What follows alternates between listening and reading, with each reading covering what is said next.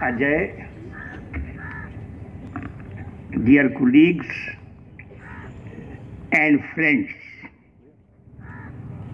the distinctive feature of JNU from the day it was established has been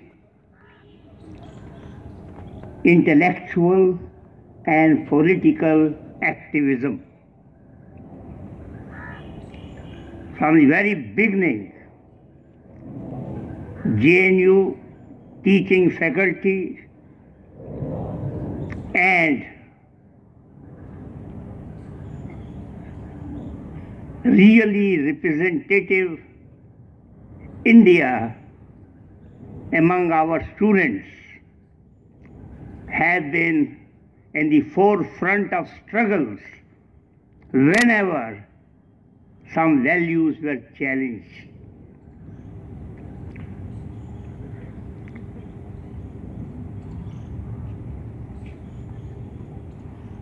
Our first document was written by our colleagues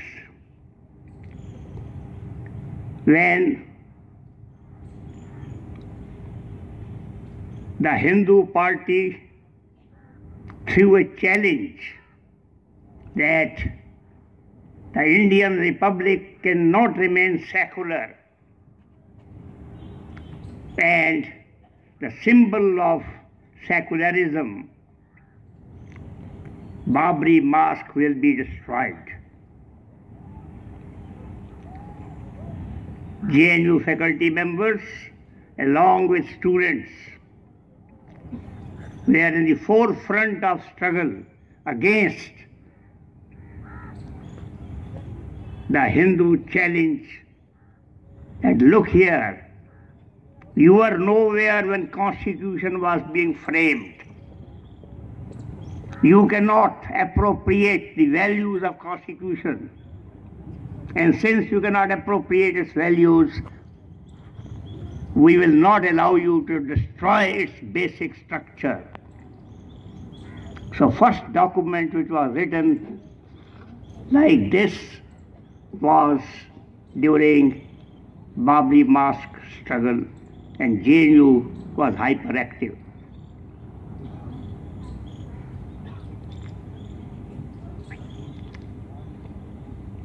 Keep this tradition alive, that academic community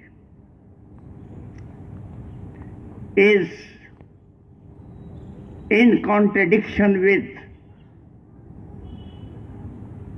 those who wield power against the rights of people.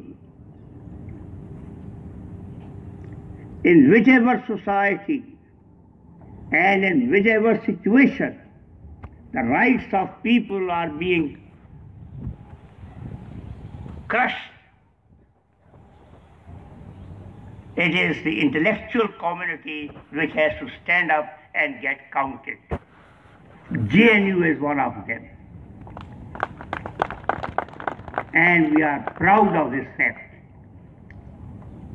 Here are people who are sitting here, and in future there will be many others from our young students who will be sitting here. This is the legacy of JNU. Coming to this book, I will very briefly speak on the darker side of nationalism, which is the present of India. This darker side of nationalism has shown its ugly face in human history, not for the first time. In 1930s,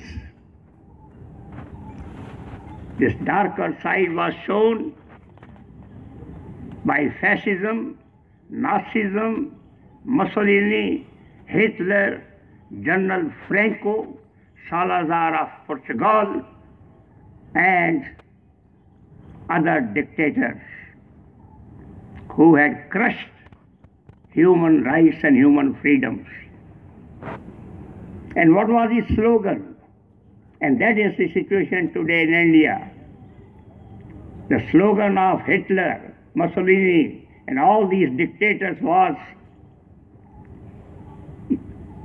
our society is in crisis, and I am the savior. Look towards me. I will resolve every problem.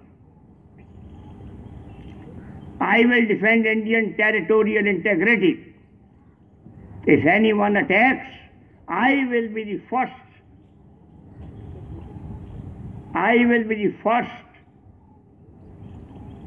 to order for surgical operation. See, no one earlier did it. I did it. I am the savior. As a savior, I don't care for institutions. I don't attend parliament. German Reichstag was burnt by Hitler's hoodlums. You have elected me on the basis of only 30% of the votes. Only 1/3 of national votes which have been cast. Still, I don't attend parliament. I don't care for parliament. Because I am a savior. I talk with the people every month. Man ki baat. I reach them. I bypass parliament. I don't care for media. Media comes crawling before me because they know here is a savior. So I treat them as persons with contempt. I don't care for intellectuals. I appoint my people on the governing bodies of these universities so that they only speak my language, because I am the savior.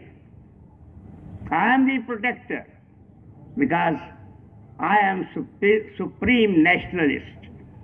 I am a patriot. I don't care for NGOs, any center of dissent. If an NGO speaks against me, I put him or her in jail. Their place is in jail, not in public. So, history of 1930s Europe is repeating in India. Hence, whenever you talk of nationalism, talk about it dialectically. Nationalism united fragments. Italy and Germany were in fragments. In the 1860s, there was unification of Italy and unification of Germany. So nationalism can be a progressive thing. We fought against the colonizers who had come to plunder us, rob us, rape us, and created a model of nationalism which was plural, secular, democratic, accommodative, consensus-based, and where every diversity was represented. That was our contribution to the idea of Indian nationalism. Indian nationalism was not socially exclusivist. Indian nationalism was socially inclusive, accommodative, and pluralist in the most comprehensive sense of the term. In preamble of the Constitution we wrote, we the people of India. It is nowhere written we the Hindus of India or Muslims of India or Christians of India. We the people of India, that's the first word in the preamble to the Constitution. We are defenders of that. JNU stands for that defense because we represent the most progressive part of Indian nationalism. Friends, there will be small temptations, distractions, small punishments. However, The value which has to be defended is that we do not accept that there is only one savior of this great country. This is a continent with diversities, so we don't need one savior. We need democracy at work, whose pillar is accommodation, irrespective of caste, creed, religion, or sect. To conclude it, I congratulate JNU community for living to the traditions of intellectual and political activism with which we started from the very first day. And this is not the end of the struggle. Many more challenges will come because the Savior has still to save us, and we don't want to be protected by him. Thank you.